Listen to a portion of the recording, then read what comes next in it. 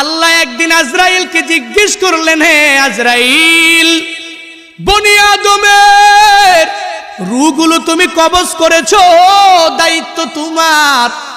হে আজরাইল, তুমি আমারে জানাও না ওই বনি আদমের মধ্যে কোন কোন রূহ কবজ করতে তোমার অনেক কষ্ট হয়েছিল।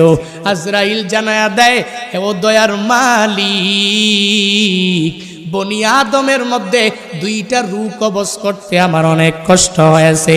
কোন দুইটা রূহ? বলে এক নাম্বারে এক আল্লাহর বান্দি মহিলা, বিশাল এক সমুদ্রের মধ্যে জাহাজটা প্লাবনের মধ্যে পড়িয়া যখনই ডুবিয়া যাবে, ওই হালাতে সবাই ডুবিয়া গেল।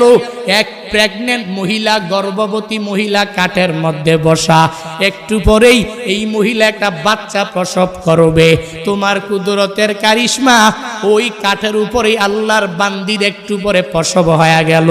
সন্তানটা দুনিয়ার মধ্যে ওই কাষ্ঠের উপরে যখন দুনিয়াতে আসলো, তখনই তোমার অর্ডার হয়ে গেল, হে আজরাইল, যাও এই বান্দির রূহটাকে কবজ করে তুমি নিয়ে চলে আসো।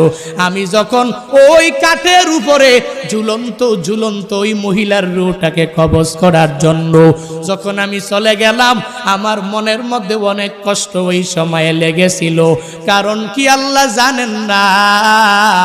কারণ হলো এই কাঠের মধ্যে যে এই বান্দি সন্তানটা, ওই সন্তানের কি উপায় হবে, কই যাবে? কারণ দুনিয়াতে তার মা থাকবে না।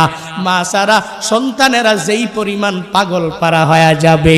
হে বান্দারা, ওই হসপিটালের বেডের মধ্যে গিয়া দেখবেন, ওই জায়গার মধ্যে কত মায়েরা ডেলিভারির সময় দুনিয়া থেকে বিদায় নিয়ে চলে গেল। সন্তানেরা কত কষ্ট করে লালিত পালিত হয়ে গেল। কারণ দুনিয়াতে মা নাই। মা ছাড়া সন্তানটা দুনিয়াতে টিকে থাকতে পারে না। 70 বছরের ওই মুরব্বী নিজের মা হারাইয়া কান্দে, চোখের পানি ফালায়া। ওই বাবা হারাইয়া কান্দে, কারণ বান্দা তো জানে আমার নাতি নাতনির অভাব নাই, এই দুনিয়াতে আমার ছেলের অভাব নাই। এই দুনিয়াতে আমি সব কিছু দুনিয়াতে পাইয়া গেলাম, এখন আমার কোনো কিছুর অভাব নাই। কিন্তু আমার মা ছাড়া আমার এতিম অবস্থা হয়ে যায়, আমার বাবা ছাড়া আমার এতিম অবস্থা হয়ে যায়। সন্তানটা বড় হয়ে গেল, এরপরেও মা ছাড়া চলতে পারে না। মা যার নাই, মনে হয় ঘরের মধ্যে কোনো একটা নাই।